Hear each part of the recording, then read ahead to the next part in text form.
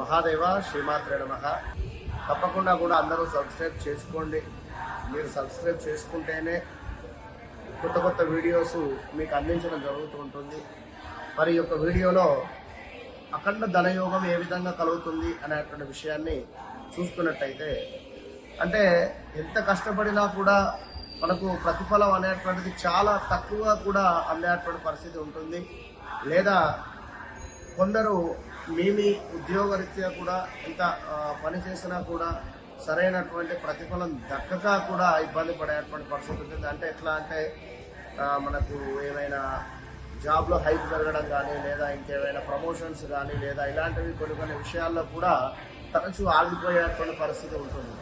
ఇంకా చూసుకున్నట్టయితే ఏదో ల్యాండ్ ఉంది, మనకు అమ్ముడు పోవటం లేదు, ఒకవేళ సేల్ అయినా కూడా అఖండ డబ్బులు కలిసి వస్తుంది అనేటువంటి ప్రయోజనం కూడా ఉండేటువంటి పరిస్థితి ఉంటుంది. లేదా మీకే ఏదైనా తండ్రి తరపున సంబంధించినటువంటి ఆస్తి లావాదేవీలు కావచ్చును, లేదా ఇలా పెద్దవారి నుండి వచ్చేటువంటి ఆస్తి లావాదేవీలలో కూడా కాస్త మైనస్ వాతావరణం ఏర్పడేటువంటి సందర్భంలో మీరేం చేస్తారు అంటే, ఖచ్చితంగా కూడా ఇంట్లో ఇప్పుడు మనం చెప్పేటువంటి యొక్క పరిహారం చేసుకున్నట్టయితే తప్పకుండా కూడా మంచి ఫలితం ఉంటుంది. మరి ముందుగా సపరేట్గా ఒక 2 మట్టి ప్రమిదలను తీసుకోవాలి. ఈ మట్టి ప్రమిదలో కింద భాగంలో రాళ్ళ ఉప్పును ఉంచి, పై భాగంలో ఖచ్చితంగా కూడా విప్ప నూనె పోయాలి. 3 వత్తులు వేయండి. వేసిన తర్వాత ఆ యొక్క దీపారాధన చేసిన తర్వాత ఆ యొక్క దీపం యొక్క నూనెలో దీపం వెలుగుతూ ఉండగా అందులో ఒక 9 మిరియాలను వేయండి.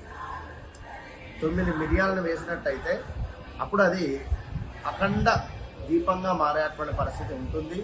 కనుక తప్పకుండా కూడా ఎవరైతే ఈ యొక్క విధంగా మనం చెప్పినటువంటి విధంగా దీపారాధన చేస్తారో వారికి తప్పకుండా కూడా అఖండ రాజయోగం కలుగుతుంది. మరొకటి ఏమిటి అంటే, మనకు ఇక్కడ దాల్చిన చెక్క కావచ్చును, అదేవిధంగా పచ్చకర్పూరము, అదేవిధంగా ఇలాచి, లవంగాలు, 4 ఒక మిశ్రమాన్ని తయారు చేసుకొని ఒక పొడిని, ఆ యొక్క పొడిని కూడా ఈ యొక్క దీపారాధనలో వేసినటువంటి పరిస్థితి, అంటే వేస్తే కూడా ఆ విధంగా అఖండ రాజయోగం కలుగుతూ ఉంటుంది. ధన ఆకర్షణ ఏర్పడుతుంది. మనకు పచ్చకర్పూరము వెంకటేశ్వర స్వామి వారికి ఎంతో ప్రీతి.